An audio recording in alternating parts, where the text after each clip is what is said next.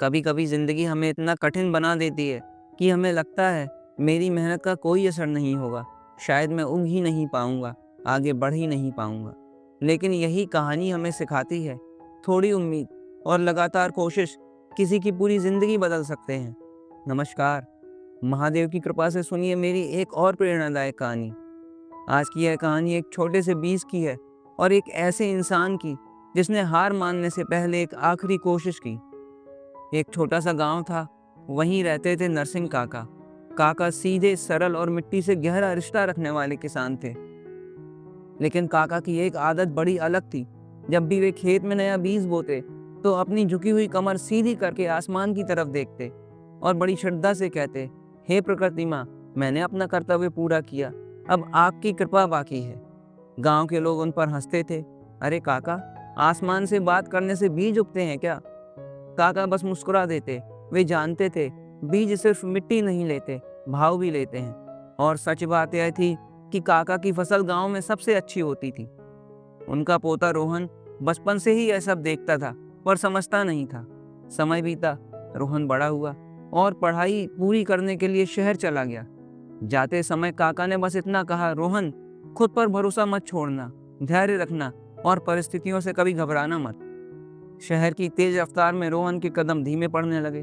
Class, project, परीक्षा, इन सब का दबाव इतना बढ़ा कि उसे लगा वह इस दौड़ में अब पीछे छूट रहा है। किसी तरह पढ़ाई पूरी हुई, नौकरी मिली, पर परेशानी उसके साथ साथ चलती रही।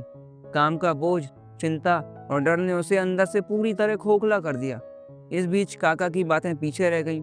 उधर काका भी बूढ़े हो चले थे। वो हर दिन अपने पोते रोहन को याद करते थे। आखिरकार एक दिन रोहन पूरी तरह टूट गया। गांव वापस लौट आया, थका हुआ, हारा हुआ, बिल्कुल खाली। एक शाम काका आंगन में बैठे चूल्हे की आंच सेक रहे थे।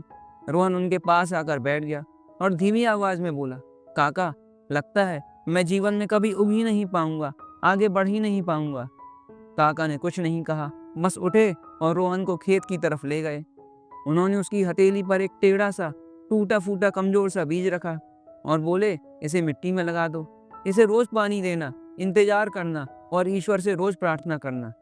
यह छोटा सा बीज तुझे बहुत बड़ी सीख देगा। रोहन ने हंसते हुए आश्चर्य से कहा, काका, बीज से भी कोई सीख मिलती है क्या? पर उसने बीज मिट्टी में लगा दिया। दिन गुजरे, हफ्ते गुजरे, महीने गुजर गए, लेकिन मिट्टी में कोई हलचल नहीं हुई।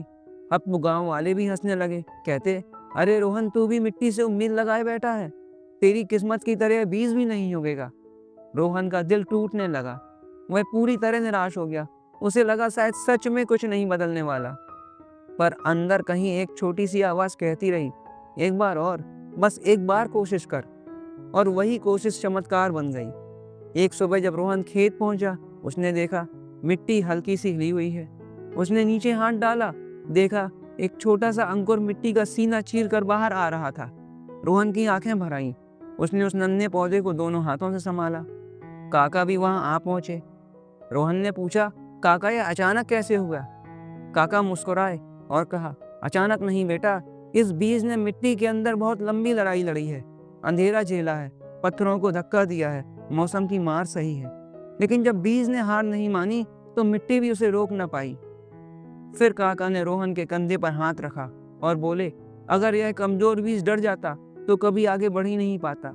इसका विश्वास, इसका धैर्य और तेरी रोज की प्रार्थना, इन्हीं ने इसे अंकुर बनने दिया। रोहन की आंखों में अब चमक दिख रही थी। उसका आत्मविश्वास भी लौट आया था। काका ने कहा, इंसान भी बीज की तरह होता है रोहन। उसके अंदर की हिम्मत, उसके इरादे, उसका संघर्ष और उसका धैर्य, यही उसका अंकुरण होते हैं। तू कमजोर नहीं है, बस तूने अपने भीतर का अंकुर भुला दिया था। और यही है इस कहानी का असली संदेश। जीवन जितना भी अंधेरा कर दे, मिट्टी जितनी भी भारी क्यों ना हो, रुकावटें कितनी भी हों, अगर एक बार भी उम्मीद से कोशिश की जाए तो अंकुरण जरूर होता है। क्योंकि जब बीज हार नहीं मानता तो मिट्टी भी उसे रोक नहीं पाती। अगर मेरी यह कहानी आपको पसंद आई हो तो लाइक और शेयर करिए। अगर आपने भी जीवन में कभी हार नहीं मानी हो तो कमेंट्स में जय महादेव जरूर लिखिए। मेरे चैनल कथा भाव और एक कहानी को सब्सक्राइब भी करिए। हम फिर मिलेंगे एक और नई कहानी के साथ। जय महादेव। धन्यवाद।